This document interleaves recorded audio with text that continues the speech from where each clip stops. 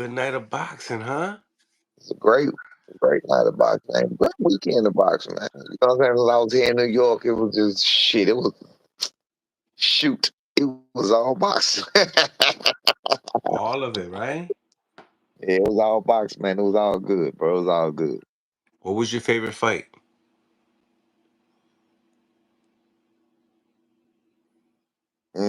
Favorite fight. I don't know how to think about it. I don't know. I don't have one Come off. on. I don't have one off top. They I they were don't have all one. that they were all that good.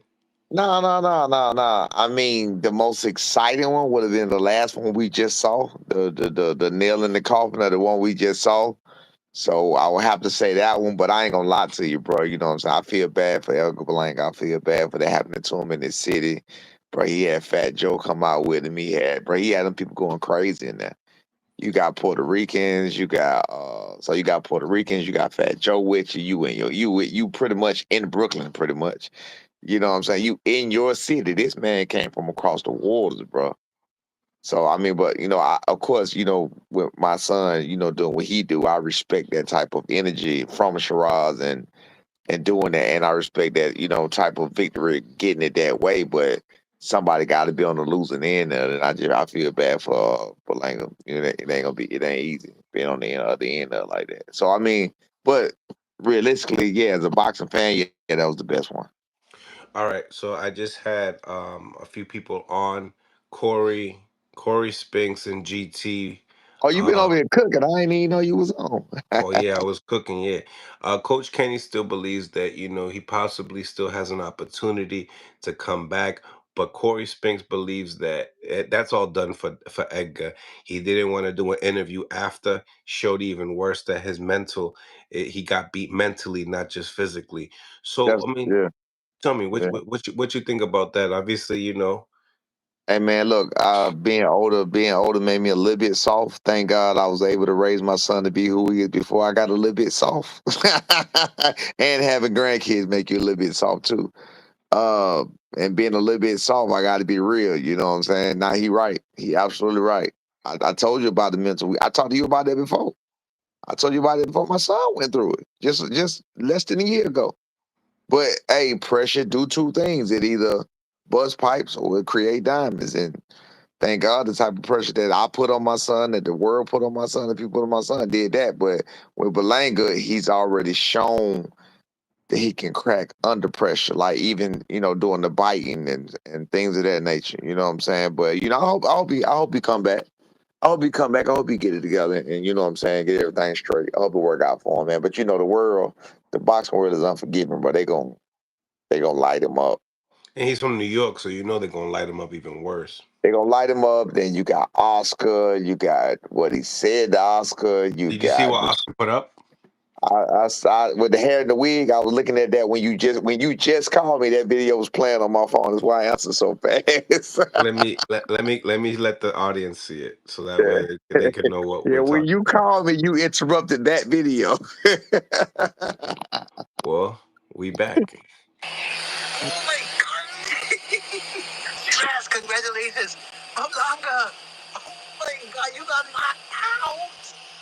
Oh my God. Oh, something Canelo Alvarez couldn't do. I didn't peep Canelo that. No, I did Alvarez. see that. I seen that. I seen the whole thing. I guess it came on right after I clicked off. But I didn't hear when he said Canelo Alvarez. Is that what he said? That's a good one, man. But Little listen, cherry on top.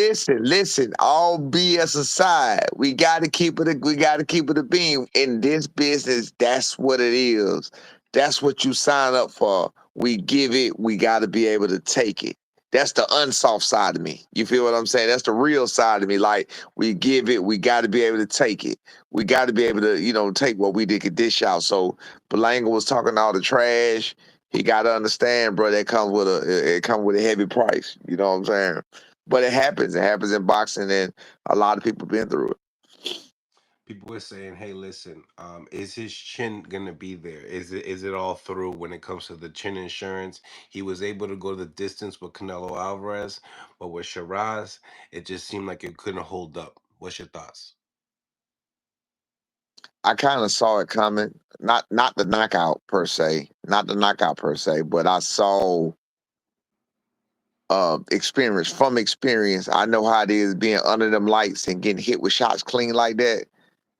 That ain't, and then with them tens on like that, you know, like I said, I fought on tens too. It ain't a good thing. And sometimes he was just taking them too clean. He was right in front of him.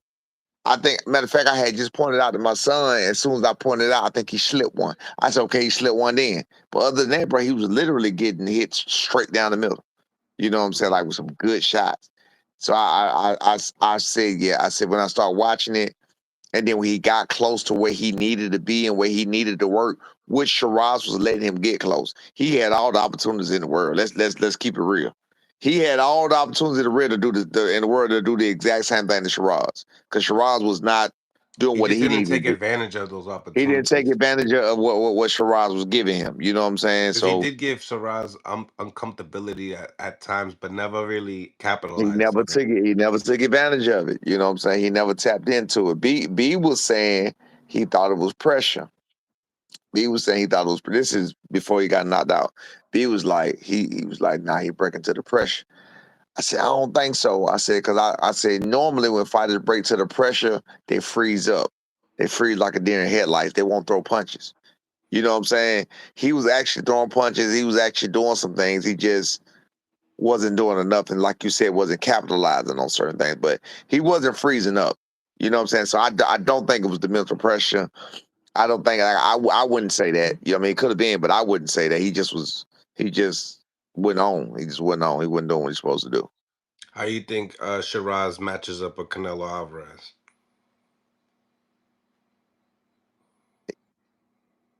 I think Canelo beat him. Styles made fights. I know Shiraz caught Berlenga with some better shots and better punches. There's also what I noticed off rip, off top, and this is no slight. Again, I always say no slight to him. I don't like to criticize fighters like that. I'm just gonna keep it real. Like, I think Berlanga is used to being a taller man. He's used to being the bigger man. You got Shiraz that was taller than him and bigger than him, and I noticed immediately, if you go back and you watch the first round, he was throwing single jabs. Why would you throw single jabs at the man that far away from you? That makes no sense whatsoever. He wasn't throwing double jabs. You know, you got your little double jabs, feint, do certain things to cover the distance. He wasn't doing that. So I was like, I told B, I said, look at this. He throwing single It was jabs, reaching. reaching. There you go. He throwing single jabs and reaching.